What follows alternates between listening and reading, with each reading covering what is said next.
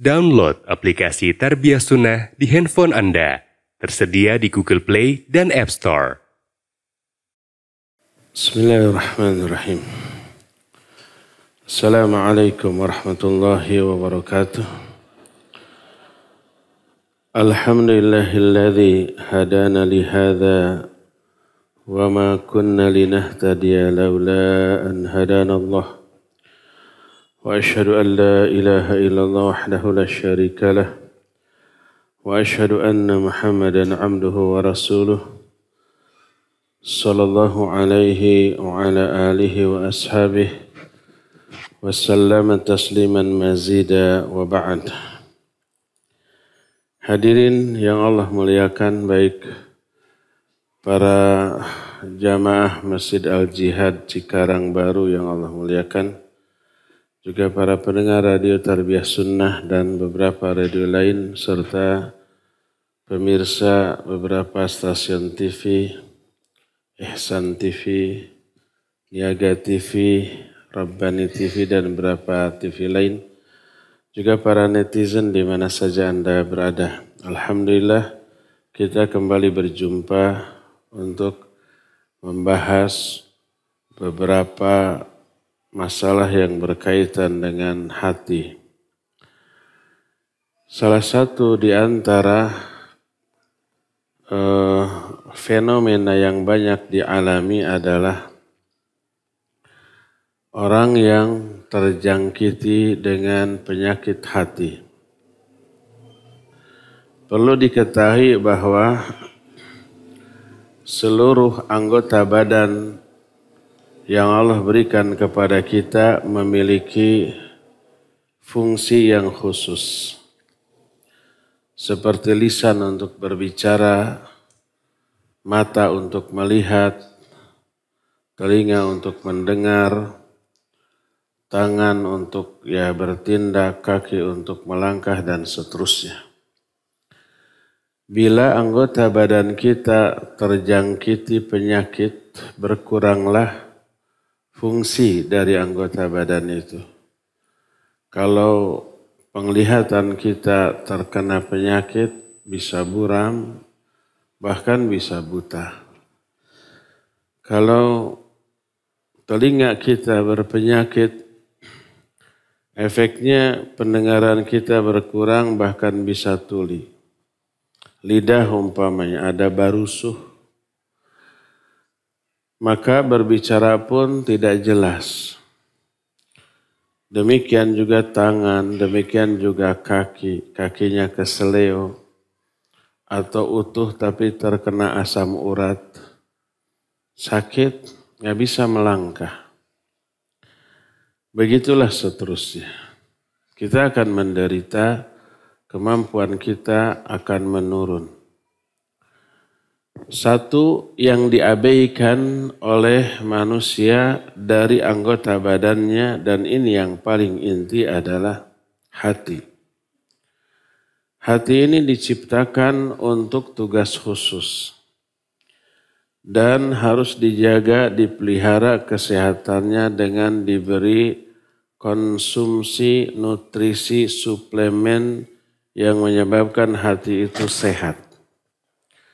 Untuk apa Allah memberikan hati? Untuk mengenal Allah, mencintai Allah, rindu berjumpa dengan Allah, takut kepada Allah, berharap kepada Allah, tawakal kepada Allah, ikhlas kepada Allah, bertauhid dan yang sejenisnya dari amalan-amalan hati.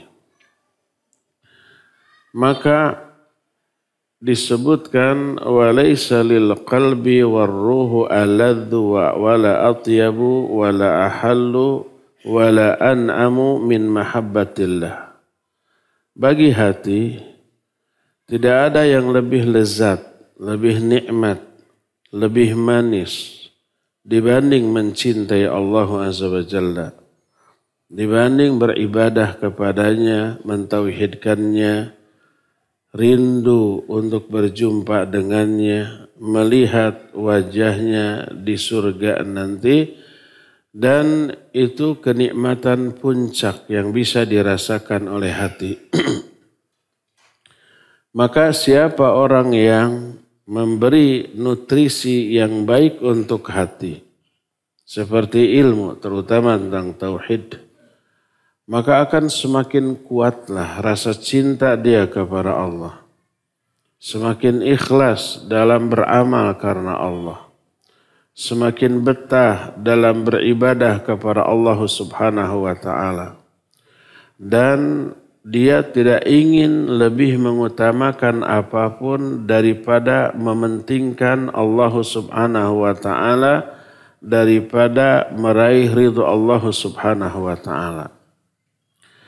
Sebaliknya, siapa orang yang lebih mementingkan yang lain daripada Allah, maka itu indikasi hatinya itu sakit. Hatinya terhalang dari melakukan fungsi utama bagi hati. Karena apa? Karena dia terpenjara oleh syahwatnya dan hawa nafsunya. Bagaimana mungkin orang itu bisa berjalan menuju Allah, menuju negeri akhirat dalam keadaan hatinya masih tertawan, terpenjara dan terbelenggu oleh hawa nafsunya. Salah satu bukti nyata dari hati yang sudah terbelenggu oleh hawa nafsu, sehingga dia tidak lagi merasakan lezatnya ibadah, tidak lagi merasakan nikmatnya bertauhid, tidak lagi merasakan manisnya iman yang diaplikasikan dalam bentuk amal. Dan itu disebabkan karena adanya penyakit. Seperti lidah kita, kalau umpamanya ada penyakit, nggak bisa menikmati makanan apapun. Termasuk telinga kita. Kalau umpamanya terkena penyakit sehingga pendengarannya berkurang malah hilang, tak bisa menikmati suara seindah apapun. Begitulah hati. Nah, hati ini lebih nikmat, lebih merasa tenang ketika membayangkan, mengingat, menikmati hal-hal yang melalaikan dari Allah Azza wa Jalla. Seperti dia merasa terhibur dengan musik dan nyanyian. Seperti dia merasa lebih nyaman, lebih tenang, lebih berbahagia dengan menikmati alur cerita fiktif. Baik lewat bacaan seperti cerpen, cerbung, novel, roman, atau dalam bentuk visual seperti melihat tayangan-tayangan yang fiktif, menghibur, baik umpamanya kisah heroik ataupun drama, terlebih umpamanya gabungan antara penglihatan dan pendengaran, audio visual dalam bentuk video-video yang berisi nyanyian dan lagu-lagu, musik-musik dan alur cerita, film-film, baik drama ataupun yang lain-lainnya. Dia terhibur dengan itu. Dia enjoy dengan itu. Seharian itu dia bisa betah. Tidak kemana-mana. Hanya berdiri atau duduk atau berbaring di hadapan laptopnya atau TV-nya atau tabletnya. Seharian gak kemana-mana dia betah. Hatinya enjoy, hatinya menikmati, hatinya larut dalam alur cerita yang ditonton. Apa akibatnya? Akibatnya hati tidak lagi merasakan kenikmatan dalam beribadah. Bahkan kalau dia memaksakan ibadah, alur cerita dari apa yang dia tonton masuk ke dalam ibadahnya ketika sholat. Terbayang tuh kisah tadi. Apalagi umpamanya pas seru-serunya ngong azan. Aduh, Ari teu salat heula sieun dosa. Ari salat heula ini lagi pareuman heula. Salat heula, dalam salatnya kebayang. Sambil penasaran nanti akhir ceritanya kayak gimana. Dan itu teralami oleh banyak orang dan banyak di kalangan orang-orang yang juga aktivis dakwah. Maka berkata para ulama, di antaranya dikemukakan oleh Syekhul Islam Ibn Taimiyah di dalam Majmu' Fatawanya. Dan ini dinukil oleh para ulama zaman Kiwari yang sudah muncul film-film. Kata para ulama, wa musyahadatul aflam al-majinah wal dukhulu alal mawaqi'il ibahiyah tilka fitnatun kubra wa baliyah uzma wa samun qatil wa da'un udhal wa maradun min amradil qulub. Menyaksikan film-film seperti itu dan masuk ke dalam alur cerita yang ditonton merupakan fitnah yang besar. Bala atau musibah yang sangat dahsyat, racun yang sangat membunuh, penyakit yang sangat berbahaya. Ini termasuk di antara penyakit-penyakit hati. Wa fihi min anwa'ish syarr wal fasad ma la yuhsihi illa rabbul ibad. Di dalamnya terkandung berbagai macam jenis keburukan, kerusakan yang tidak bisa dihitung kecuali oleh Allah Subhanahu wa taala. Dan ini merusak akal, merusak hati, merusak jasad, merusak pikiran. Termasuk main game. Dan main game semalaman bisa kuat. Seharian bisa kuat. Asal di sana ada cemilan 10, 11. Ada air. Antangnya makan juga sambil begitu. Nah, jadi merusak. Jasadnya ya rusak. Dia bisa terkena berbagai macam penyakit. Seandainya satu-satunya bahaya yang ditimbulkan dari hal itu hanyalah berpalingnya hati dari zikrullah, dari ibadah. Hambarnya ibadah dan amal soleh yang dia lakukan, maka itu sudah cukup membahayakan dirinya. Apalagi dengan munculnya madarat-madarat yang lainnya yang diakibatkan dari hal itu.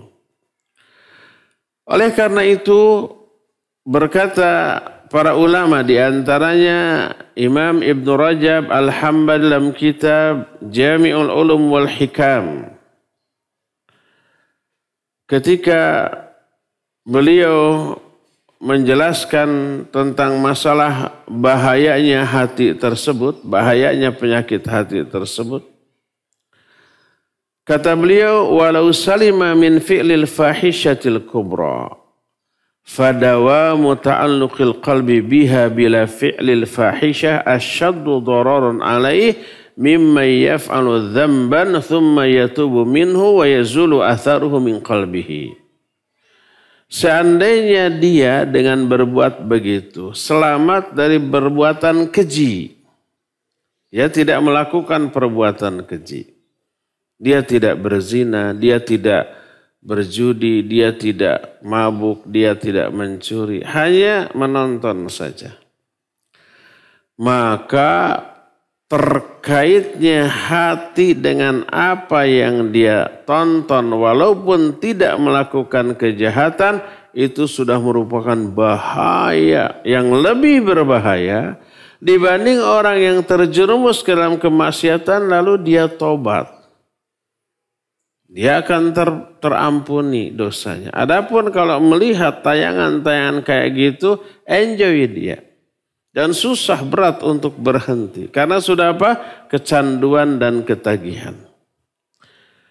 Lalu berkata Imam Ibn Rajab, "Dzalika bi anna israral qalbi ala mahabbati ma yakrahuhu Allah naqsun fit tauhid wa huwa naw'un minasyirkil khafi. Karena terus-menerusnya hati mencintai apa yang dibenci oleh Allah adalah bukti kekurangan tauhid, dan ini termasuk jenis syirik khafi, syirik yang tersembunyi.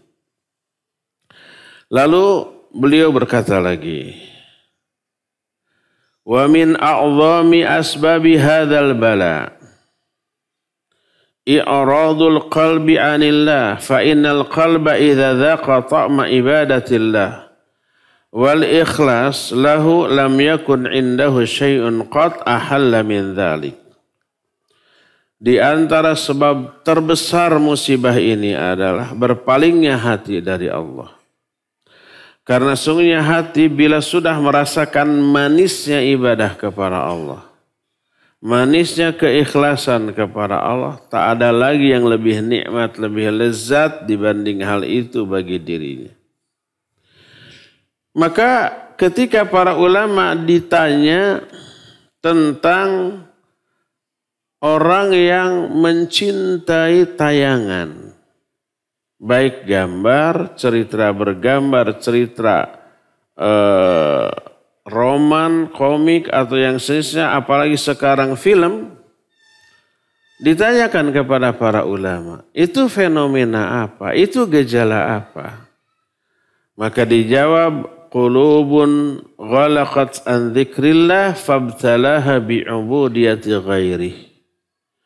Itu adalah hati yang tertutup dari zikir kepada Allah. Allah azab hati itu dengan menikmati ibadah kepada selainnya. Syaitan selalu mengincar lalainya seorang hamba. Ketika lalai sesaat saja, dia menebar benih-benih keburukan. Di antara keburukan yang paling berbahaya, benih keburukan yang berbahaya yang ditanam oleh iblis dalam hati manusia adalah benih angan-angan, syahwat, khayalan-khayalan yang batil, yang menterlenakan orang tersebut. Orang itu kalau sudah menghayal, sudah melamun, sudah memiliki hayalan-hayalan yang batil, itu berbahaya. Dia terlena dengan hal itu.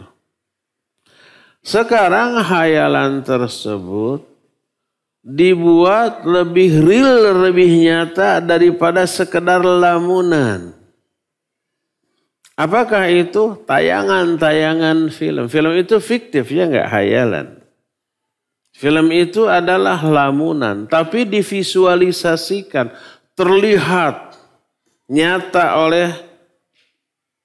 oleh mata, terdengar oleh telinga, alur ceritanya begitu memukau hati, pikiran larut ke sana. Hayalan, lamunan dibuat lebih real, lebih nyata. Dan inilah yang kemudian membuat manusia banyak terlena sehingga susah untuk meninggalkannya. Inilah musibah yang lebih besar karena menimpa hati. Ibarat tangan, tangan ini sudah komper mungkin ya. Atau ibarat mata, mata ini sudah buram.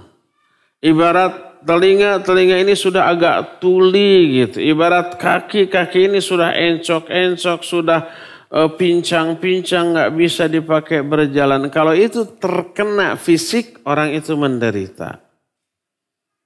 Nah, ternyata fisiknya utuh tapi hati yang kena. Maka kalau kita ada keluhan dalam tangan kita, fisik kita berusaha berobat. Walaupun mengeluarkan biaya yang mahal, jutaan, puluhan juta, bahkan ratusan juta. Ingin sembuh, ingin normal lagi. Sayang hal itu tidak dilakukan ketika yang sakit itu hatinya. Ketika hati sakit, dia lebih terlena dengan musik, lagu, nyanyian, film, tayangan-tayangan fiktif yang seperti itu, dan dia menikmatinya. Tidak ada upaya untuk mengobatinya. Akibatnya apa? Akibatnya ibadahnya malas. Sholatnya hambar. Zikirnya nggak menenangkan jiwanya. Bacaan Al-Qur'annya asal-asalan dan tidak ternikmati. Berdoa juga asal mulut komat kami tapi tidak ada penghayatan. Karena apa? Hatinya sudah terikat dengan rutinitas dia melihat tayangan-tayangan yang menterlenakkan dirinya. Ini musibah besar. Nah, judul yang kita angkat, nasihat orang yang sedang terkena musibah, ini musibah hati. Musibah batin, bukan musibah fisik, bukan karena sakit. Fisiknya bukan, tapi hatinya. Tapi dia tidak menyadari bahwa dia sedang sakit. Dan itulah yang dirasakan oleh banyak orang. Hatinya sakit tapi dia merasa sehat. Hatinya terlanda oleh penyakit berbahaya yang membahayakan, yang bisa membinasakan dirinya, tapi dia merasa baik-baik saja. Maka ada 5 nasihat bagi orang yang terkena musibah yang menimpa hatinya. Apakah kelima nasihat tersebut disebut oleh mu'alif wa ansahu man ibtuliya bihadzal bala bi 5 umur. Aku nasihatkan kepada orang yang tertimpa musibah seperti ini dengan 5 nasihat. Al-awwalu as-sabru. Yang pertama sabar. Apa makna sabar di sini? Sabar di dalam menjauhi semuanya itu. Ibarat orang yang sudah kecanduan rokok, kecanduan narkoba gitu kan. Itu kan susah ya enggak? Tahu itu jelek, tahu itu berbahaya. Tahu bahwa dia harus meninggalkan dan ingin meninggalkan. Tapi bisa enggak meninggalkan seketika? Enggak. Meninggalkan sedikit-sedikit. Pertama sehari 2 bungkus dikurangi jadi 1 bungkus.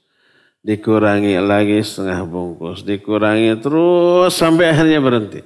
Dan itu butuh kesabaran. Kalau enggak sabar bisa kembali lagi. Berkata Rasul SAW dalam hadis yang diterima dari Abu Sa'id Al-Khudri radhiyallahu an. Hadis ini sahih riwayat Imam Bukhari dan Imam Muslim. Kata Nabi alaihi salatu wasallam, "Wa ma utiya ahadun ata'an khairan wa awsa' minas sabr." Tidak ada pemberian yang diberikan kepada seseorang yang lebih baik dan lebih luas manfaatnya dibanding kesabaran. Sabar itu anugerah Allah terbaik dan terbesar manfaatnya. Maka ketika memberikan nasihat yang seperti ini, berkata mu'alif, "Wa'alal mubtala ayyasbira wa yatahammala miraratad dawa wa dhalika as'abu syai'in alaih wa laysa lahu anfa' minhu. Wa idza talammaha halawatal afiyah hanat alaihi miraratus sabr." Bagi orang yang tertimpa musibah itu wajib dia sabar dan menanggung pahitnya obat.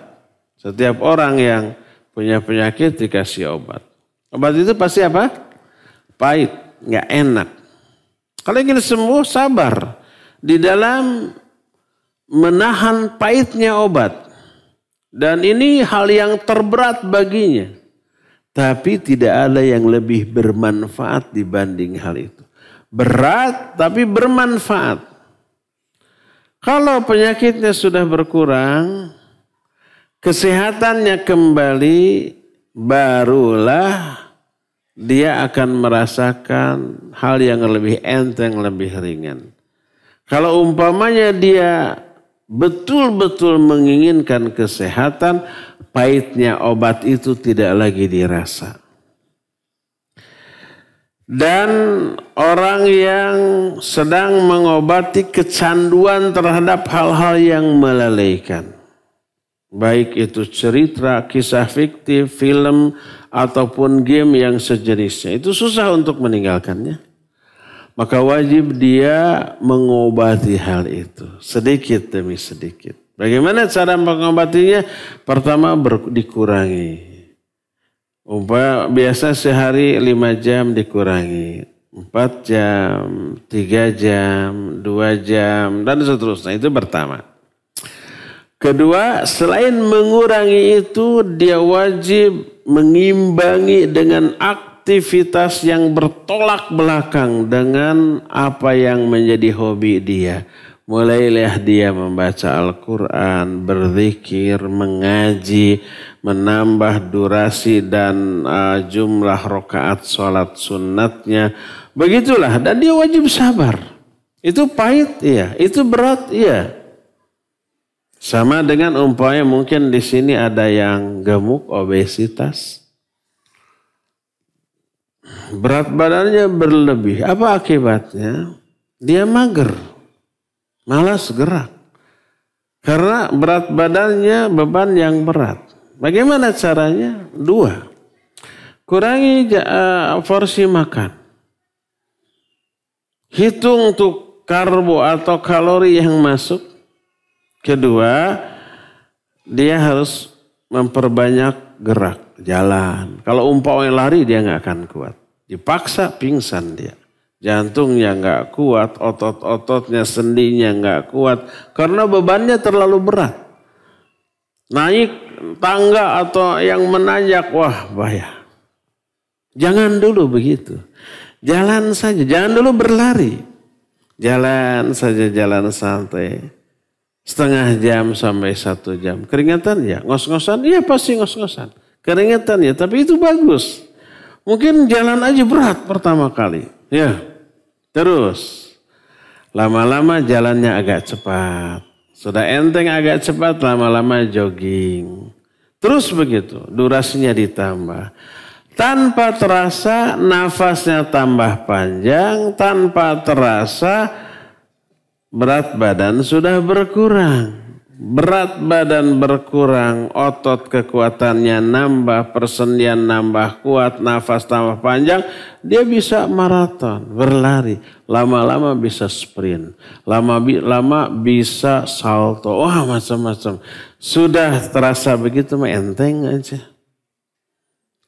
Pelan-pelan dan wajib sabar. Kalau nggak sabar loh lihat bala-bala pagi-pagi sama Cikopi, bisa terganggu lagi tuh. Kalau nggak sabar, jalan teh ngos-ngosan capek, berhenti gitu ya. Mending ngagoler gitu. Akhirnya gagal usahanya. Jadi wajib dia bersabar di dalam hal tersebut. Termasuk apa yang dikatakan oleh para ulama tentang wajibnya menjaga pandangan. Laki ke perempuan, perempuan ke laki-laki. Allah berfirman, "Qul lil mu'minin yaghuddu min absarihim." Ayat 30 dari surah An-Nur. Katakan kepada laki-laki mukmin, tundukkan pandanganmu. Qul lil mu'minati yaghuddna min absarihin. Katakan kepada wanita mukminat, tundukkan pandanganmu. Dua-duanya. Menundukkan pandangan dari lawan jenis yang memikat, yang menarik, itu berat. Karena pertama, wanita yang cantik, yang memikat itu jarang. Yang banget ya, yang biasa-biasa banyak. Sekali ada kesempatannya nggak lama, hanya sepintas. Maka dipelototin. Berat meninggalkannya. Tapi para ulama menyatakan as-sabru ala ghadhil basar aisaru minal basar ala almi ma ba'dah. Bersabar ketika menjaga pandangan lebih mudah daripada bersabar menahan gejolak setelah memandang. Setelah memandang terpikat, memandangnya beberapa detik, ingatnya sebulan atau ingin melihat lagi, ingin ketemu lagi, ingin menyapa lagi, dan seterusnya, ingin kenalan, dan seterusnya. Itu lebih berat daripada menjaga pandangan pertama kali. Oleh karena itulah, ketika Imam Syafi'i ditanya, boleh enggak melihat lawan jenis tanpa syahwat? Tanpa syahwat ini. Beliau menyatakan, tidak, karena dikhawatirkan syahwat itu muncul setelahnya. Nah gitu, ketika memandang mungkin lagi kurang konsentrasi, lagi banyak pikiran, lagi banyak masalah. Melihat sepintas ada perempuan cantik, tahulah. Tapi lagi banyak masalah nih. Gak ada syahwat saat itu. Setelah masalah selesai, setelah fresh pikiran, ingat ke kejadian kemudian, disidik-sidik cantik. Nah, baru syahwat itu muncul setelahnya. Berdasarkan hal itu maka tidak boleh. Mereka mengatakan as-sabru ala ghadil basar aisaru min as-sabr ala almi ma ba'dahu. Jadi bersabar ketika menahan pandangan itu lebih mudah daripada bersabar menahan efek setelah memandang. Berdasarkan hal itu sekali lagi bersabarlah di dalam mengobati penyakit hati berupa kecanduan terhadap melihat atau melakukan hal-hal yang melalaikan. Mendengarkan musik dan nyanyian, apalagi menonton tayangan videonya, atau menonton film-film, drama-drama, apalagi kalau filmnya itu film-film porno. Na'udzubillah. Itu rusak pikiran, rusak jiwa, rusak hati, rusak segala macam. Dan itu merusak ibadah kita. Dalam ibadah, dalam sholat juga terbayang-bayang. Demikian juga main game. Main game gitu di layar komputer terus seru gitu. Ngong adzan, simpen dulu. Sholat dulu. Ketika sholat itu terbayang. Atau umpah catur, skakster gitu. Ngong adzan, simpen dulu. Kita sholat dulu. Allahu Akbar. Papan catur itu terbayang. Dia rencanakan tadi itu sampai di sana ya. Nanti habis sholat saya akan melangkah ke sana. Dipancing biar dia makan ini, saya masuk bisa skakster. Kan gitu. Dalam sholat, rusak nggak sholatnya? Ya rusak sholatnya. Jadi sabarlah. Sabarnya dalam dua hal. Pertama mengurangi kecanduan kita kepada hal yang melalaikan. Yang kedua isi dengan kegiatan lain yang bermanfaat. Isi dengan baca Quran, menghafalkannya, memurajaahnya, baca buku-buku agama, tayangan-tayangan video tentang ceramah, dan seterusnya. Itu insya Allah akan mengobati dan wajib sabar di dalam melakukan semua itu. Ini yang pertama. Obat yang kedua adalah ad-du'a, berdoa. Perbanyaklah berdoa kepada Allah Azza wa Jalla. Perseringlah bersandar, tadarru, rendah hati kepada Zat yang Maha mengabulkan segala doa, Maha melepaskan segala macam musibah, Zat yang satu-satunya mampu memalingkan kita dari hal tersebut. Mintalah kepada Allah Azza wa Jalla dengan sebaik-baik orang yang meminta. Karena apa? Karena satu-satunya yang mampu menolong kita dari apapun hanyalah Dia, Allah Azza wa Jalla. Perbanyak nih seperti yang diterangkan di dalam hadis yang diterima dari Abdullah bin Amr bin As radhiyallahu anhuma. Dia berkata, qala Rasul alaihi salatu wassalam, innal imana la yakhlaqu fi jawfi ahadikum kama yakhlaqu thawb fas'alullaha ayyujaddidal imana fi qulubikum. Sesungguhnya iman itu bisa memudar, bisa belel kata orang Sunda. Bisa apa belel? Bisa lusuh dalam diri-diri kalian seperti belelnya pakaian. Pakaian yang kita pakai awalnya baru kan. Sudah sekian bulan, sekian tahun, lama-lama kan belelnya, tahu belel teh naonnya? Memudar warnanya. Walaupun putihnya sudah tidak seperti awal, sudah agak-agak krem gitu. Sudah ada agak-agak rumek. Iman juga begitu, iman akan melusuh di dalam diri seseorang seperti lusuh atau memudarnya pakaian kalian.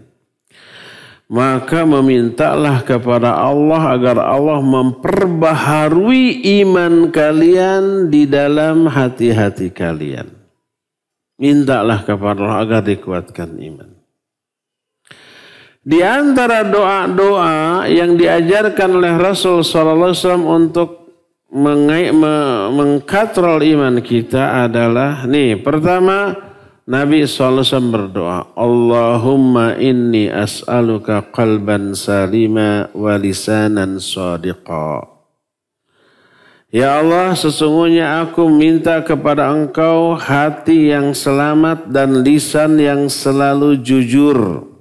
Hadis ini diriwayatkan oleh Imam At-Tabrani dalam kitab Al-Kabir dan sanadnya jayyid.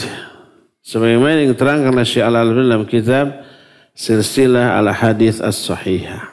Baca, hafalkan, minta doa. Allahumma, ya Allah, inni sungguhnya aku as'aluka, aku minta kepadamu qalban salima, hati yang selamat, walisanan shadiqa, dan lisan yang selalu jujur. Kedua doa yang kedua ini sangat bagus sekali untuk agar kita terhindar dari seluruh keburukan, kekufuran, kefasikan, kemaksiatan. Rasul SAW berdoa, Allahumma habib ilaina al-iman wa zayyinhu fi qulubina wa karrih ilaina al-kufra wal fusuqa wal isyan waj'alna minar rasyidin.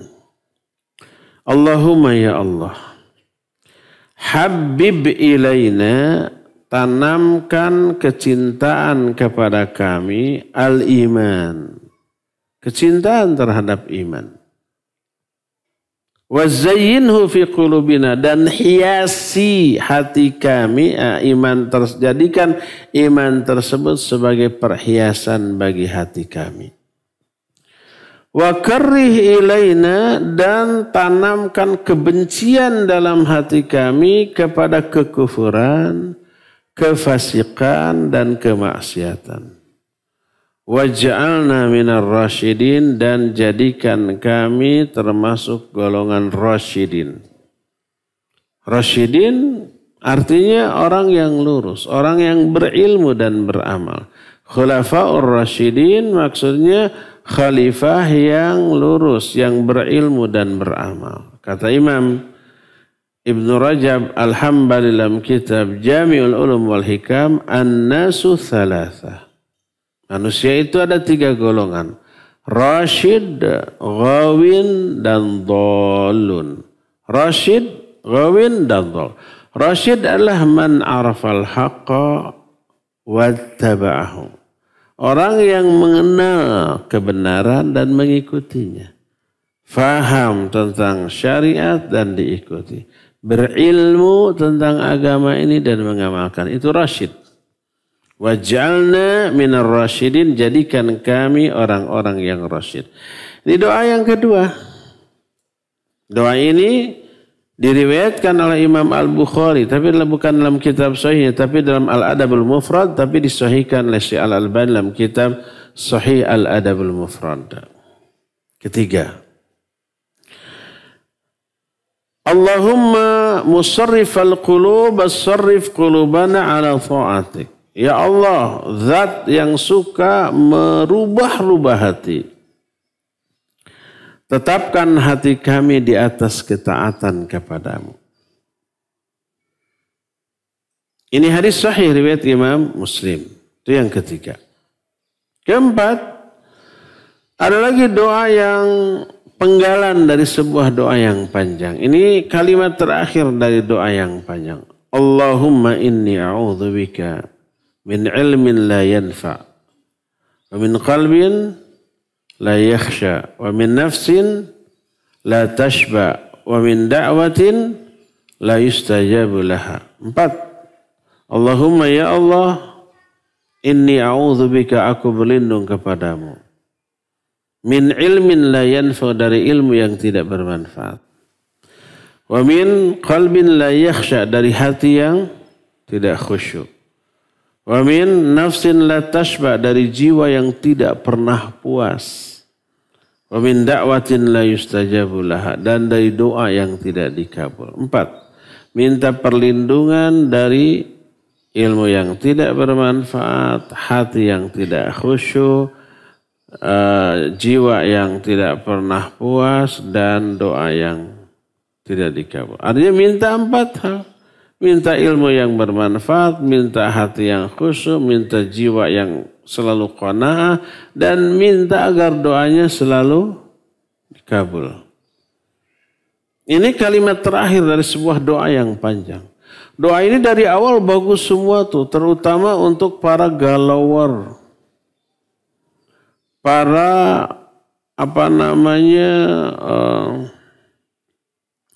resahar. Orang-orang yang suka resah, galau, risau gitu. Galauer, risauer, resahar, gelisahar. Minta agar ditenangkan. Minta agar semua kegelisahan, keresahan, kegalauan, kerisauan, kesedihan dihilangkan dari diri kita. Dari awal doa ini sudah fokus ke sana. Allahumma inni a'udzubika minal hammi wal huzni wal ajzi wal kasal. Ini dari para rebahaner, daripada para pewer, tukang pewe, posisi enak. Para mager. Allahumma inni a'udzubika minal hammi wal huzn. Ya Allah, aku berlindung kepada Engkau dari ham dan huzn. Ham dan huzn ini duanya keresahan dan kegelisahan, kerisauan dan kegalauan. Bedanya ham itu ketidaknyamanan hati tentang apa yang akan datang, khawatir menimpa keburukan walaupun belum pasti. Kalau al-huzn kesedihan, ketidaknyamanan hati karena apa yang sudah dialami. Dihina orang kita nggak enak, sedih ya, mangkal, kesel, itu al-huzn. Ada musibah yang menimpa kita, kita bersedih nggak nyaman hati, itu al-huzn. Baik ham atau huzn kita berlindung. Allahumma inni a'udzubika minal hammi wal huzn wal ajzi wal kasal, dan dari kelemahan dan kemalasan. Terus wal bukhli wal juban, dan dari kebakhilan dan kepengecutan. Wal harami wa azabil qabr, dan dari kepikunan dan dari azab kubur. Bagus kan doa itu? Kalimat selanjutnya, Allahumma ati nafsi taqwaha wa zakkiha anta khairu man zakkaha anta waliyuha maulaha. Ya Allah, berikan kepada hati saya ketakwaannya. Sucikan dia ya Allah, karena Engkau sebaik-baik pensuci jiwa. Engkaulah pemilik dan pelindung jiwa ini. Baru kepada doa tadi, Allahumma inni a'udzubika min ilmin la yanfa' min qalbin la yakhsha wa min nafsin la tashba wa min da'watin la yustajabu laha. Ini semuanya untuk mengobati hati. Hafalkan doa itu, kemudian baca sesering mungkin, terutama baca dalam sujud, dalam sholat kita. Sholat mana aja, fardu atau sunnah. Kalau fardu agak susah, karena nggak bisa berlama-lama. Karena kalau kita makmum kan, kita lagi baru mau doa, imam sudah bangkit, nggak bisa kita berlanjut. Harus ikuti imam. Kalau kita jadi imam, nggak bisa juga semau kita, karena di belakang kita banyak makmum yang mungkin banyak keperluan. Baca dalam sholat sunat, terutama dalam tahajud. Bangun malam silakan sebebas mungkin mau semalaman tahajud, memperpanjang doa dalam sujud, di setiap sujud, ini bagus ya. Baca di dalam sujud, maka jauh lebih makbul dibanding di tempat lain. Hadis tersebut sahih riwayat Imam Muslim. Atau doa kelima, Allahumma naqqi qalbi minal khataya kama naqaita thawbal abyadha minad danas. Allahumma ya Allah, naqqi qalbi minal khataya, bersihkan hati saya dari kotoran-kotoran, dari penyakit hati. Sebagaimana engkau telah bersihkan pakaian putih dari kotoran. Itu doa yang kelima. Doa yang keenam yang juga diajarkan oleh Nabi SAW adalah Allahumma inni a'udzubika min syarri sam'i wa min syarri basari wa min syarri lisani wa min syarri qalbi wa min syarri mani yakni farjahu. Ya Allah, sungguhnya aku berlindung kepada Engkau dari buruknya pendengaranku. Maksudnya buruk pendengaranku itu keburukan yang kita dengar, yang bisa menimbulkan dosa. Kita berlindung agar telinga kita itu Allah lindungi dari mendengar hal-hal yang buruk.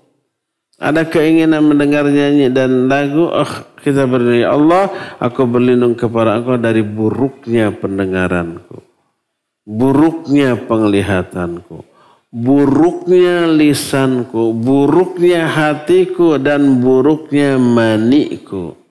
Makna mani, faraj, mani itu sperma. Dan di bagian lain, Rasul sallallahu alaihi wasallam pernah berdoa, Allahumma ighfir dzambi wa tahhir qalbi wa hassin farji. Ya Allah, ampuni dosaku, bersihkan hatiku dan lindungi farajku. Hadis ini sebenarnya ada sebabul wurud, penyebab lahirnya doa ini.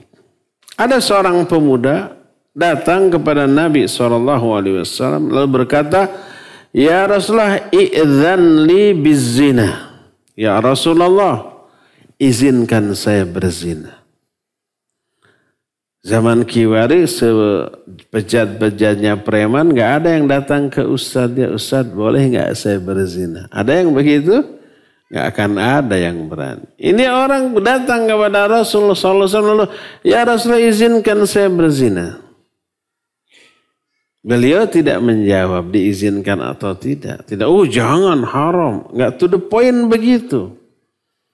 Tapi dituntun pola fikirnya kepada sesuatu yang menyebabkan dia faham tentang buruknya berzina. Beliau alaihissalam bertanya kepada pemuda itu, ridho enggak kamu kalau ada seseorang yang menzinahi ibu? Wallahi, demi Allah saya tidak ridho. Taib, ridhokah kamu apabila seseorang menzinahi putrimu, adik perempuanmu, bibimu, uakmu yang perempuan, mau enggak? Demi Allah saya tidak. Demikian juga laki-laki yang ada hubungan dengan wanita yang kamu zinahi. Fawadha'a yadahu alaih, lalu Nabi SAW meletakkan tangannya di dada orang itu, lalu berdoa, mendoakan Allahumma ighfir dzambah wa tahhir qalbah wa hassin farjah. Ya Allah, ampuni dosa pemuda ini. Ya Allah, sucikan hati pemuda ini. Ya Allah, jaga faraj pemuda ini. Falam yakun ba'da dhalikal fata yaltafisu ila syai'. Sejak saat itu hasrat untuk berzina dari pemuda itu hilang, musnah sama sekali. Menjadi orang yang paling memelihara, bahkan pandangannya dari para wanita dia tundukkan. Dan ini dikabulkannya doa siapa? Nabi sallallahu alaihi wasallam. Dan banyak lagi doa-doa yang lainnya yang isinya minta kepada Allah agar hati ini dibersihkan, diistiqamahkan, dijauhkan dari segala keburukan. Hafalkan doa-doa tadi, baca sesering mungkin di setiap momen, termasuk di dalam sholat atau di luar sholat, ba'da sholat, atau ketika Jumat petang ba'da asar sampai maghrib, antara azan dengan qomat, ketika saum, ketika safar, pokoknya saat-saat mustajab baca doa ini sesering mungkin ya. Inilah langkah yang kedua. Ketiga, cara mengobati hati yang terkena penyakit adalah ikhlas dalam beramal, dalam beribadah. Makna ikhlas meniatkan seluruh amalan untuk meraih keuntungan akhirat. Atau lebih tepat, kadang ada meraih keuntungan dunia yang dibolehkan dengan amalan ya. Selama itu dijanjikan oleh Allah atau melalui lisan Rasulnya alaihissalatu wassalam. Ikhlas meniatkan amalan untuk meraih apa yang ada di sisi Allah. Apa yang Allah janjikan. Walaupun yang dijanjikan itu dunia, ya boleh diniatkan untuk itu. Salah satunya, bukan satu-satunya. Seperti Rasulullah SAW bersabda, "Man ahabba ayyubsata fi rizqihi wa ayunsha'a fi athari falyasil rahimah." Siapa orang yang ingin diluaskan rezekinya, dipanjangkan umurnya, hendaklah dia apa? Silaturahmi. Silaturahmi dengan niat dua itu tadi. Dua itu dunia apa akhirat? Dunia. Diluaskan rezeki, dipanjangkan umur itu dunia. Boleh diniatkan untuk itu? Boleh. Cuma niat salah satu niat, bukan satu-satunya niat.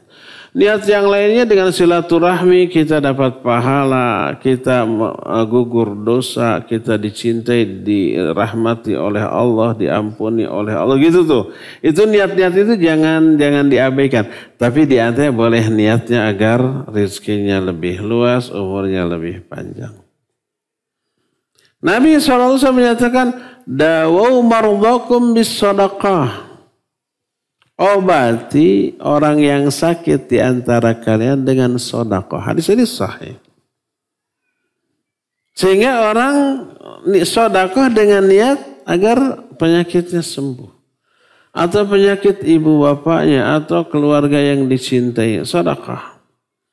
Dan ini selain anjuran Nabi SAW dilakukan oleh para ulama. Abdullah bin Mubarak rahimahullah itu punya luka yang nggak sembuh tahunan, 7 tahun gitu.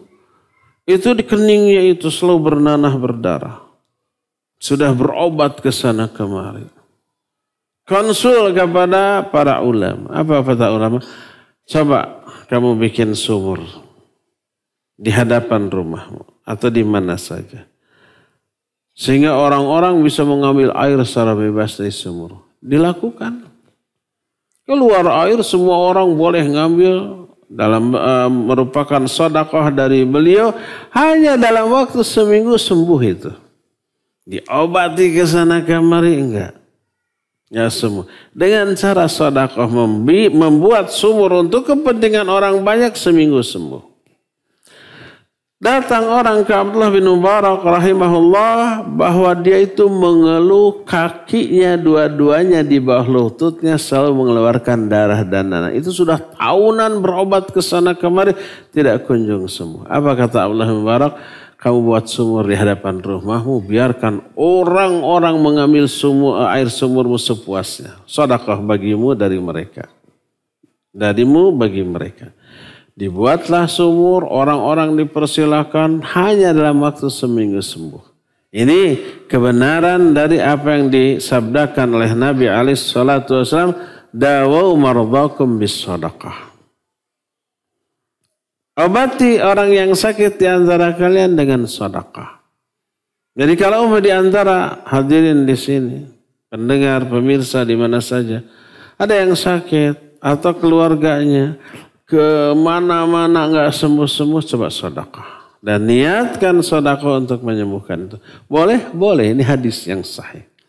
Tapi itu jangan satu-satunya niat sedekah. Saya mah nggak perlu pahala, nggak perlu ampunan, nggak perlu surga. Yang penting sembuhlah dengan sedekah. Nah jangan itu. Tapi kalau niatnya semuanya terjangkau, ingin pahala dari Allah, ridho Allah, ampunan Allah, surga Allah dengan sedekah. Salah satunya ingin agar ini juga disembuhkan. Nah ini boleh, bagus ya. Nah ikhlas adalah meniatkan seluruh amalan untuk memperoleh apa yang ada di sisi Allah. Niat ini adalah obat yang paling mujarab untuk penyakit hati. Keikhlasan ini. Sebagaimana diterangkan oleh para ulama. Wa alaihi ayyarji'a biqalbihi ilallah wa laysa da'un anfa' minal ikhlasi lillah wa huwa ad-dawa'u alladhi dzakarahu Allahu fi kitabih. Setiap orang yang memiliki penyakit hati wajib mengembalikan hatinya kepada Allah. Tidak ada obat yang paling bermanfaat dibanding ikhlas kepada Allah. Ikhlas ini obat mujarab yang disebutkan oleh Allah dalam Al-Quran dalam surah Yusuf ayat 24. Allah berfirman, "Kadzalika linasrifa anhu as-su'a wal fahsya innahu min ibadinal mukhlasin." Demikianlah kami ingin memalingkan Yusuf dari keburukan dan kekejian. Karena sungguhnya Yusuf termasuk hamba-hamba kami yang ikhlas. Itu terjadi ketika Yusuf itu digoda oleh perempuan. Perempuan ini bukan sembarang, bukan kaleng-kaleng ini. Dia ini permaisuri raja. Cantiknya luar biasa, gelisna kawanti-wanti, endahna kabina-bina. Pokoknya Miss Universe kalah. Orang terhormat, muda, cantik. Sebelum menggoda, dangdan satakar kebek. Artinya dandannya itu full gitu. Secantik yang dia basa. Tidak berdandan pun cantik, apalagi berdandan. Terus Yusuf pemuda, belum nikah saat itu. Sedang buta tulang, buta daging, buta segala-galanya. Puncak dari masa mudanya. Syahwatnya tinggi. Dan Yusuf memiliki rasa kepada perempuan ini. Bayangkan digoda. Diajak melakukan perbuatan yang mengundang murka Allah Azza wa Jalla. Diajak berzina. Sudah ditutup pintu gitu ya, dipaksa gitu. Lari juga dikejar perempuan tuh gitu tuh. Jadi dahsyat godaannya untuk Yusuf. Kenapa Yusuf tidak melayaninya? Padahal dia suka kepada wanita itu. Wanita itu juga suka dan kesempatan luar biasa. Allah selamatkan. Kata Allah, "Kadzalika linasrifa anhu as-su' wal fahsya." Demikianlah kami palingkan Yusuf dari keburukan dan kekejian. Kenapa? Innahu min ibadinal mukhlasin. Karena dia itu hamba kami yang ikhlas. Allah memalingkan hambanya yang ikhlas dari keburukan yang akan mencelakakan dia dunia dan akhirat. Itu disebabkan karena keikhlasannya. Kenapa? Innal qalba idza khalasa wa akhlasa amalahu lillah lam yatamakkan minhu isqus suwar fa innahu innama yatamakkanu min qalbin farigh. Hati apabila ikhlas, dia akan mengikhlaskan seluruh amalnya karena Allah, maka tak ada yang tersisa atau yang bisa mengalahkan kenikmatan ibadah kepada Allah dengan kenikmatan selain dirinya, selain ibadah kepada Allah. Ada kenikmatan syahwat, kalah. Kalau saya mengikuti syahwat ini, maka akan terhapus nikmat ibadah. Saya tidak mau menukar nikmat ibadah dengan nikmat syahwat yang hanya sekejap.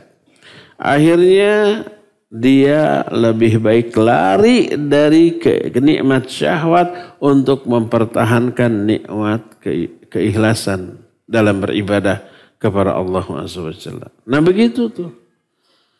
Maka siapa yang ikhlas, pertama hatinya itu akan tegar dengan nikmatnya ibadah kepada Allah. Kedua, Allah berikan perlindungan dari keburukan yang akan mencelakakannya. Dan ini merupakan obat yang luar biasa dahsyatnya bagi orang yang tertimpa penyakit hati.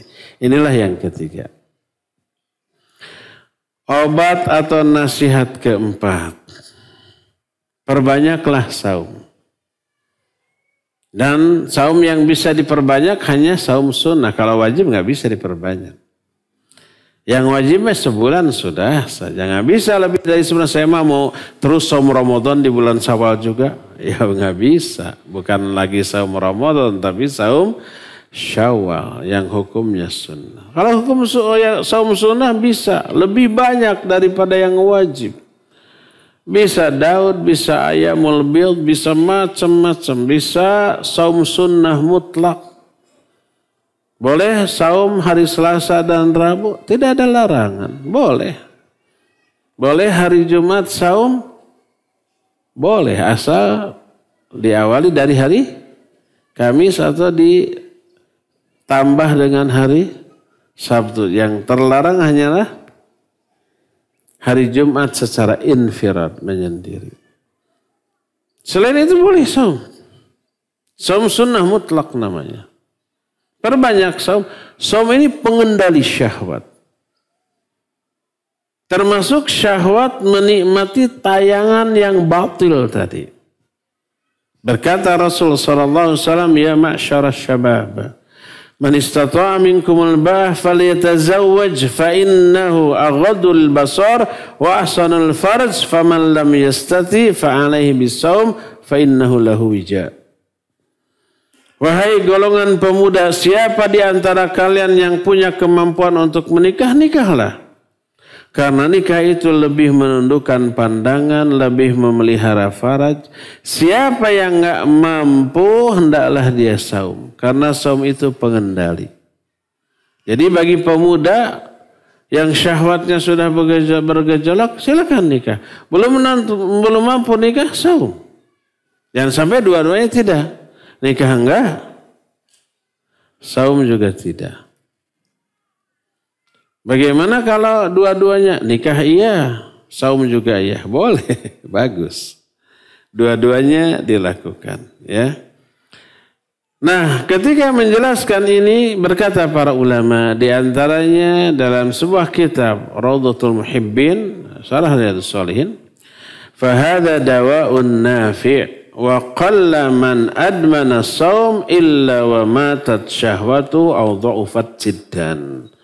Saum ini obat yang sangat bermanfaat. Maka orang yang saum, orang yang membiasakan saum, maka akan berkuranglah syahwatnya atau bahkan akan mati. Ya, sehingga dia tidak akan lagi terlena dengan kenikmatan syahwat. Itulah yang keempat. Poin kelima, adamu ta'arud lil fitnah.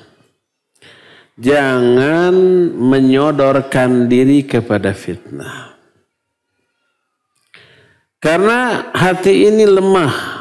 Setinggi apapun kedudukan orang itu, sehebat apapun iman orang itu, hati ini lemah. Sedangkan fitnah dahsyat, menyambar, bergelombang, yang bila datang tak bisa tak bisa ditahan oleh benteng keimanan yang dimiliki oleh orang itu. Jangan menantang fitnah. Jangan umpama, saya imannya hebat lah, masuk ke diskotik, mana perempuan yang menggoda saya. Jangan coba-coba begitu. Saya mah kuat imannya. Jangan coba-coba. Maka tidak boleh menjerumuskan diri ke dalam fitnah walaupun dia merasa mampu menghadapinya. Salah satu fitnah yang oleh Nabi SAW wajib dijauhi contohnya Dajjal. Kata Rasul SAW, man sami'a bid-Dajjal fal Iyan'a anhu, siapa orang yang mendengar berita kemunculan Dajjal, hendaklah dia lari menjauh. Jangan mencoba-coba, ada Dajjal nih, jihad nih. Karena kata Nabi SAW, seagung-agung syuhada adalah seorang pemuda yang datang kepada Dajjal kemudian memperingatkan orang-orang ini bahaya Dajjal gitu ya. Oleh Dajjal kemudian terbelah dua, mati tentu saja. Kemudian Dajjal berjalan di antara dua potongan tubuh, kemudian menyatu lagi, hidup lagi. Setelah hidup, pemuda ini berkata, aku tambah yakin kamulah Dajjal yang diperingatkan oleh Rasulullah SAW.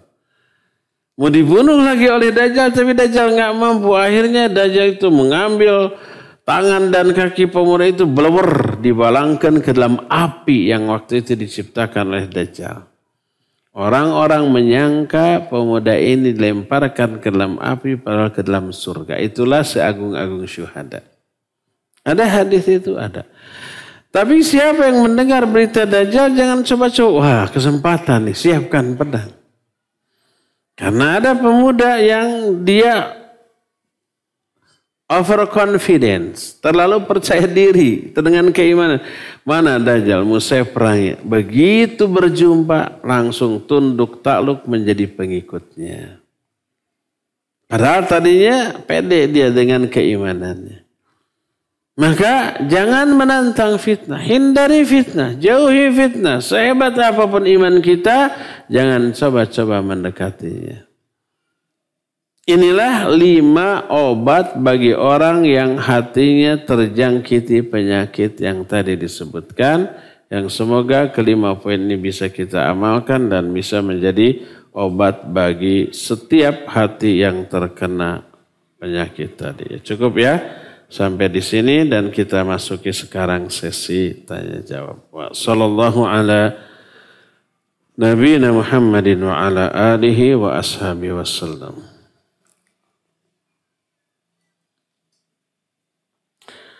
Saya mohon nasihat Ustadz sebagai seorang istri yang tinggal bersama mertua agar tidak mudah tersinggung dengan perkataan beliau. Saya nasihatkan, jangan mudah tersinggung. Bagaimana caranya? Ya berusahalah. Pertama, ikhwah, kalau sudah menikah, berupayalah misah dari orang tua, walau hanya ngontrak sepetak kamar. Jangan terus bersama-sama orang tua. Pertama, ada dualisme kepemimpinan. Jadi jangan ada 2 pimpinan dalam satu bangunan roh. Misah saja. Nanti dengan misah baru tahu, oh kita harus punya ini, punya piring untuk makan. Mikir nanti. Harus selalu stok beras tersedia, stok makanan harus ada, harus punya kompor dan nanti dihitung harta saya, piring sudah 2, gelas 2, sendok 2, garpu 2. Kompor 1 dihitung sabarahan, oh lumayan saya harta. Saya begitu. Pengalaman. Tapi kalau terus-terusan di mertua, gak mikir apa makan apa tidak, sudah tersedia. Gak mikir beli kompor, beri rak, beri piring, gak mikir itu. Ya, gak akan maju-maju. Oleh karena itu, dari sisi ini pertama, melatih kemandirian. Yang kedua tadi, ya, kita punya otonomi di dalam rumah tangga kita. Sebagai suami kita punya otonomi terhadap istri anak kita. Sebagai istri punya otonomi sebagai istri di keluarganya. Tidak ada yang intervensi. Seringkali keributan suami istri terjadi karena orang tua. Dan ketika terjadi clash seperti itu, seluruh konsep kehidupan rumah tangga enggak jalan. Karena ada pihak ketiga yang ilu biung, yang ikut campur lauk buruk milu mijah. Kadang suami istri enggak bermasalah. Tapi karena ada intervensi orang tua jadi ribut suami istri ini. Jadi siapapun di antara ikhwan di sini, cobalah untuk misah.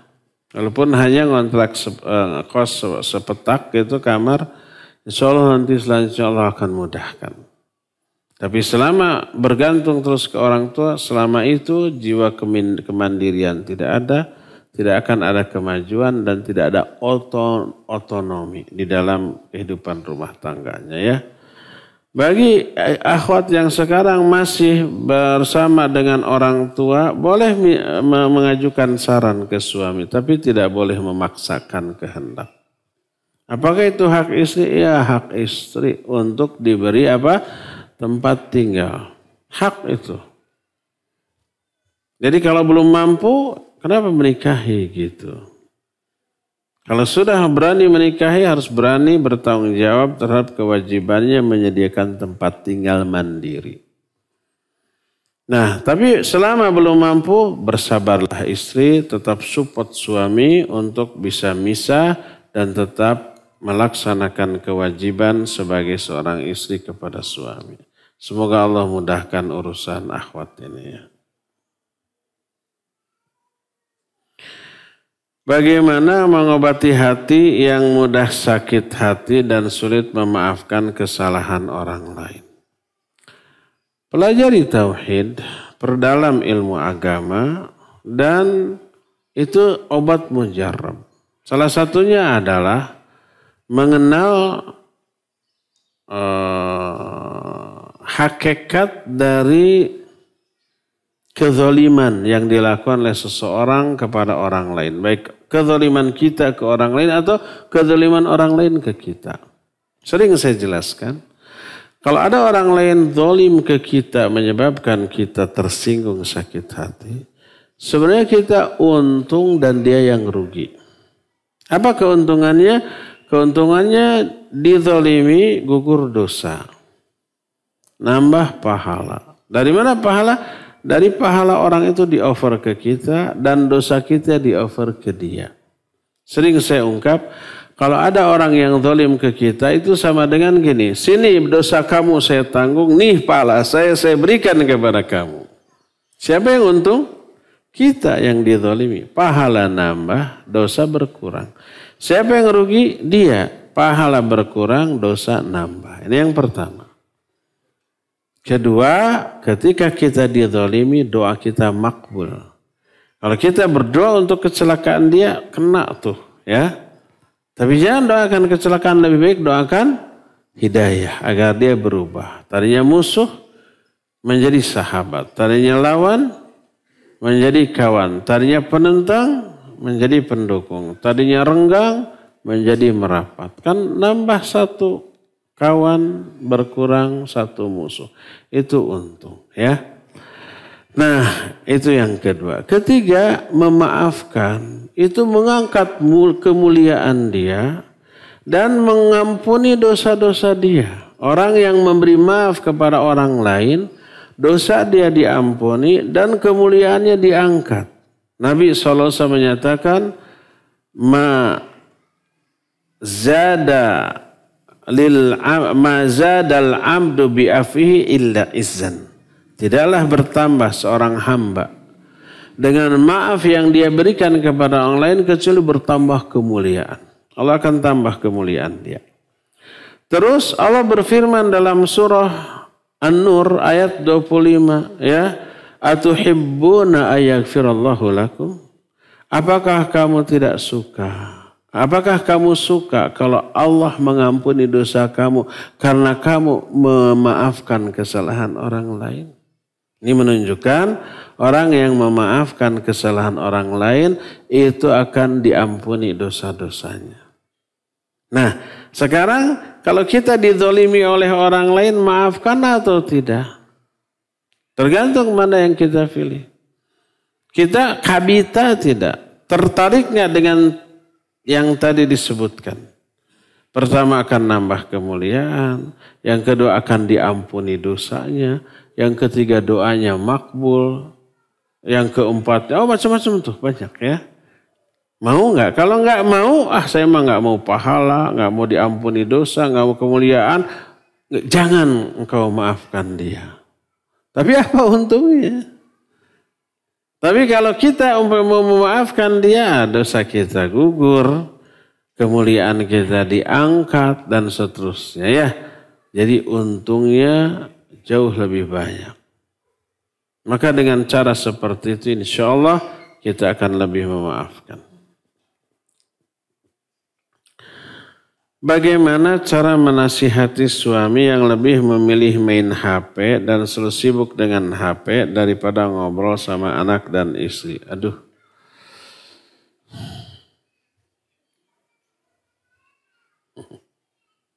Kumaha tuh. Ganti aja gitu. Pertama, akhwat ini mewakili semua akhwat. Dan ini merupakan curhatan, bukan pertanyaan. Intinya, Ustaz, suami-suami kami itu lebih memilih HP daripada kami. Suami-suami kami ada di sini. Mungkin bareng ke sini nih. Nanti jangan ada yang ingin melihat lembaran pertanyaan, lihat tulisan istri saya bukan nih. Kalau iya, awas nanti di rumah. Berantem di rumah. Makanya saya sakuan. Jawabannya bukan jawaban untuk akhwat. Tapi ikhwan, jangan begitulah. Kalau masuk rumah, masuk kamar dengan istri, simpen itu. Si HP. Bila perlu matikan, ya matikan. Atau nggak dimatikan boleh, tapi seperlunya saya kalau ada WA silakan, setelah itu udah. Yang dimaksud main HP ini ada dua kemungkinan. Yang pertama browsing terus, mungkin yang dicarinya yang bermanfaat, tulisan-tulisan yang bermanfaat ya. Tapi jangan sampai mengabaikan hak istri. Kedua, itu main HP, tapi itu main HP yang positif. Kedua ini yang konyol, main HP-nya main game. Ada game di HP? Ada. Aplikasi game di HP hapus. Jangan sampai ada. Ya, saya mah udah gak pernah buka. Mungkin sekali-kali tergoda. Sekali tergoda, asik juga gening. Penasaran nih, baru level 1 juga belum tamat. Ini ada 100 level. Seberapa tahunan coba. Hapus. Jangan sampai tergoda. Ada aplikasi catur? Ada. Saya mau ngetes kemampuan catur saya. Level 1 dulu. Enteng. Level 2. Walah rada susah. Level 3 eleh wae gitu. Terus saja. Sebelum melewati level 3 nggak akan berhenti. Semalaman itu. Istri sudah dandan, sudah pakai parfum, sudah pakai lingerie, cuek. Lebih baik. Lebih baik main catur semalaman. Aduh, pika sebelen nih ikhwan. Jangan sampai begitu. Hapus aplikasi dari game apapun ya. Nah, jangan begitulah ikhwah. Saya yang jadi ketempuhannya tuh. Curhatnya ke saya tuh. Kalau protesnya ke antum sebagai suami pasti ngamak tuh. Saya yang jadi sasaran curhat. Di mana-mana ini pertanyaan selalu ada tuh. Intinya curhatan ya. Kecuali di Bandung, enggak. Paling 1, 2. Temannya aja yang banyak. Kedua, ini untuk para akhwat. Masa akhwat kalah bersaing sama HP? Masa akhwat bisa menyebabkan suaminya lebih tertarik ke HP daripada ke istrinya? Mungkin ya suami itu awalnya minat memperhatikan istri, tapi istri yang diperhatikannya itu tidak menarik. Betul begitu Ikhwan apa benar? Betul dan benar. Coba kalau umpamanya di rumah ya, ketika waktu santai apalagi menjelang tidur di kamar, nggak ada anak-anak, nggak ada yang lain. Si akhwat ini berpenampilan sangat memikat. Sebelum naik ke tempat tidur dia berdandan, pakai parfum, gosok gigi, bersikap menarik, menantang dan genit. Dah HP lagi dilempar tuh. Ini lebih menarik. Tapi kalau umpamanya pas mau tidur si akhwat itu umpamanya tampil seadanya, tidak gosok gigi dulu, pakai pakaian yang sudah 3 hari nggak dicuci, mandinya cuma tadi pagi aja. Terus pas naik ke tempat tidur isinya curhat. Tuh anakmu yang laki-laki yang paling besar tuh mirip kamu lagi kecil tuh, nyebelinnya luar biasa. Ya udah suami lebih baik buka HP aja sudah. Jadi jangan kalah bersaing sama HP ya. Buatlah dirimu lebih menarik dalam pandangan suami daripada HP. Gitu. Kedua, ini masih lembaran yang sama. Sama curhat juga nih. Bagaimana menyikapi suami yang temperamental, selalu marah ke anak dan istri dalam menyikapi apapun dari hal-hal kecil maupun besar. Bahkan anak selalu ngadu kalau ayahnya selalu marah-marah. Curhat kan? Intinya, Ustaz, suami anak kayak gitu tuh. Sekarang ada di sini, tolong nasihati. Ya ikhwan, jangan begitulah. Yang jadi sasaran curhat saya. Para ustadz, liur. Apakah curhatnya hanya sekarang di pengajian? Enggak, nanti tuh nge-WA. Nanti telepon ustadz suami saya kayak gitu-gitu. Sudah dijawab padahal di pengajian. Ingin puas, ingin lebih detail. Atau intinya ingin mencurahkan kekesalan. Yang jadi pelampiasannya ustadz. Kadang-kadang ngamuk ke suami, terus ditujukannya ke ustadz. Ini ukhti kenapa ngamuk ke saya? Bukan ke ustadz, ke suami. Kenapa ditujukan ke saya? Habis kalau ke suami suka marah. Kalau ustadz mah enggak tuh. Kan gitu. Jangan ikhwan, jangan jadikan para ustadz jadi korban kekesalan istri antum kepada antum. Dilampiaskannya ke para ustadz. Kasihanilah kami. Iya. Pertama, mungkin ini bawaan, dia emosional, dia gampang marah. Kalau memiliki suami yang gampang marah gitu, ya itu rezeki dia ya. Kedua, berupayalah agar suami itu tidak marah. Jangan bikin alasan yang menyebabkan suami marah. Itu pertama. Baik ucapan ataupun perbuatan. Selalu senangkan. Selalu hindarkan dari hal-hal yang membuat dia emosi ya. Kalau dia belum pulang, cepat beresi dulu rumah. Jadi rapi, bersih, kemudian wangi, anak-anak mandiin. Pas suami pulang, istrinya juga mandi, seger, wangi. Pas suaminya pulang, sambut dengan keramah tamahan. Maka suami yang lagi depresi, lagi kesel dengan urusan banyak orang di luar, begitu pulang ke rumah menjadi fresh. Melihat istrinya tersenyum, sudah wangi, sudah segar, sudah cantik, rumahnya beres, anak-anaknya sudah pada mandi dan seterusnya, insya Allah kemarahannya hilang. Itu yang pertama. Kedua, bila ini sudah terjadi, suami marah karena sesuatu yang memang tidak terduga. Coba bujuk, coba rayu, coba hibur, coba dukung keinginannya. Ya. Bila perlu peluk, udah Abi jangan marah, udah sabar. Nah seperti itulah. Jadi jangan sampai marah dilawan. Sedikit-sedikit marah, sedikit-sedikit marah. Emang saya gak kesel? Akhirnya perang dia. Rusia Ukraina kalah perangnya sama suami istri ini. Semoga Allah mudahkan ya.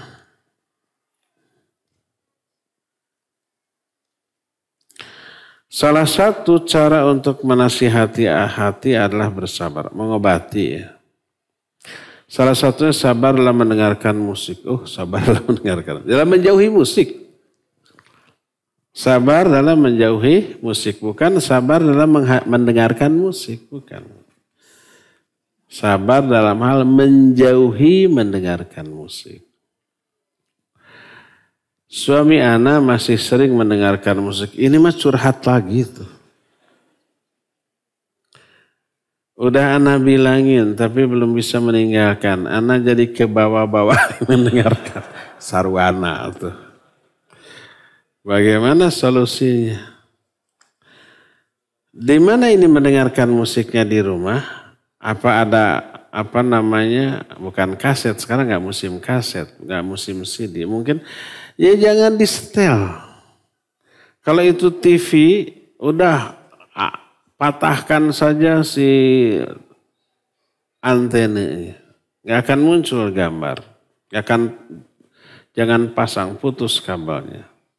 Pasang aja umpamanya parabola untuk dakwah. Sehingga bisa, kalau parabola bisa ke semuanya keambilnya. Khusus saja parabola untuk kepentingan dakwah hanya menangkap TV roja, TV sunnah kayak gitu saja. Sehingga tidak ada kesempatan untuk mendengarkan musik ya. Sarwana ini mah. Jangan-jangan sebaliknya kata istri saya duluan. Jadi saya ikut mendengarkan. Hentikanlah ya, hentikan.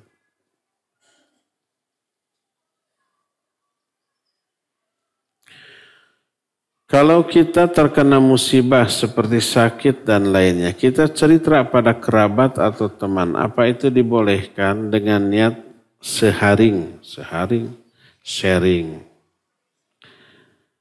Sharing itu SHARING, bukan SHE. Ada yang banyak tulis sharing. Naon sharing itu sering meureun. Iya. Kalau kita curhatnya kepada orang yang bisa memberi solusi, boleh. Umpamanya ke dokter, ke herbalis, ke terapis. Atau ke orang yang punya pengalaman, punya penyakit yang seperti kita alami, dia sudah sembuh. Boleh. Kamu dulu punya penyakit ini, ya saya sekarang begini dulu gimana sembuhnya? Nah, boleh. Jadi untuk mencari solusi.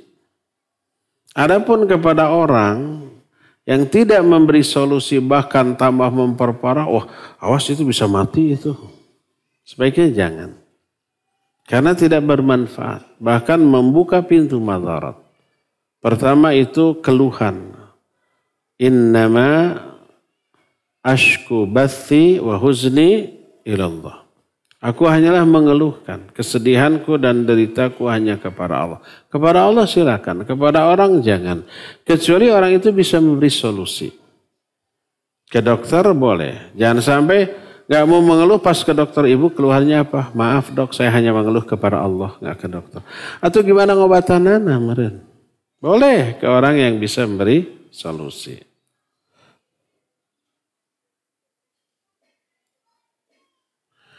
Jika kita punya masalah dengan suami, kemudian dalam sholat kita nangis terus, apakah sholatnya diterima? Jadi berantem sama suami gitu ya. Terus sholat, dalam sholat nangis, ini khusyuk apa tidak? Tergantung nangisnya itu karena apa. Kalau nangisnya karena dalam sholat mengingat-ingat omongan suami yang menyakitkan, ya itu enggak khusyuk, itu dosa. Karena ingat kepada selain bacaan sholat. Jadi dijamin tidak khusyuk. Tapi kalau nangisnya itu nangis karena takut azab Allah. Karena barusan sudah durhaka kepada suami. Berani menentang suami. Takut azab Allah. Makanya ketika membaca Rabbighfirli gitu, ya Allah ampuni dosaku. Nangis karena baru aja berbuat dosa. Bagus itu. Beres sholat langsung hampiri suami, langsung peluk, maafkan saya barusan sudah durhaka, itu bagus ya. Jadi tergantung penyebab nangisnya itu apa. Apa nangis karena kekhusyuan di dalam menghayati bacaan atau nangis karena mengingat hal-hal yang menyakiti hati di luar sholatnya. Kalau nangis karena sakit hati oleh orang, ingat di dalam sholat kita disakiti orang, maka tidak khusyuk, maka tidak diterima ya. Terakhir ya, afwan tidak semuanya terbahas. Ini curhat nih. Ustaz, mohon nasihat untuk para suami yang masih kecanduan game. Tuh. hingga mengabaikan hak anak dan istri. Dikit-dikit pegang HP hingga tidak ada waktu yang berkualitas dengan keluarga. Tuh ikhwan. Jangan gitu atulah. Kan curhatnya ke ustaz lagi. Sudah tadi dikasih nasihat tuh ikhwan. Hapus aplikasi game dalam HP kita. Jadikan anak dan istri prioritas utama dibanding HP. Qu anfusakum wa ahlikum nar. Jaga dirimu dan keluargamu dari api neraka. Ini kalah sama HP. Terus Rasul SAW menyatakan kafa bil mar'i ithman idza dhayya mayya'un. Cukuplah seorang itu berdosa bila mengabaikan hak orang-orang yang menjadi tanggung jawabnya. Istri dan anak diabaikan, HP dipeluk terus. Dipandang terus. Istri mah dandan satakar kebak tadi reret-reretan. Pah lihat saya cantik ya. Iya cantik lah. Bari terus karena HP. Apalagi HP yang dilihat itu bukan yang bermanfaat. Game ini racun yang berbahaya ya. Bila ada hancurkan. PS 1 sampai berapa 5 sekarang? Terus aplikasi game di komputer, di tablet, di laptop, di HP. Hapus semua. Itu racun loh. Itu berbahaya bagi kita. Tidak hanya bagi iman kita, tapi juga bagi hak orang terdekat kita. Karena HP, istri diabaikan, anak diabaikan, orang tua diabaikan. Kadang-kadang kawan yang sedang bertamu atau kita bertamu kepada dia, duduk pak hadap-hadapan, diem dah. Kena HP dua, dilihatnya main game dua-duanya. Ini merusak. Hapus aplikasi game dari sekarang. Dari HP masing-masing. Dari tablet kita. Kalau ada game bawaan bisa dihapus nggak? Bisa ya? Bisa. Hapus saja. Jangan upload lagi dari Play Store. Hapus Play Store-nya. Jangan kata sebab banyak nanti kita membutuhkan aplikasi yang manfaat. Ya, pokoknya hindarkan game. Berbahaya. Banyak suami istri bertengkar karena game. Banyak orang tuh yang kesal kepada anak-anaknya karena game. Banyak orang yang kesal kepada sahabatnya juga karena game ini. Ini racun yang berbahaya ya. Nggak boleh ya. Cukup ya sampai sini. Subhanakallahum bihamdik. Asyhadu an la ilaha illa anta astaghfiruka wa atubu ilaik. Walhamdulillahi rabbil alamin. Wassalamualaikum warahmatullahi wabarakatuh.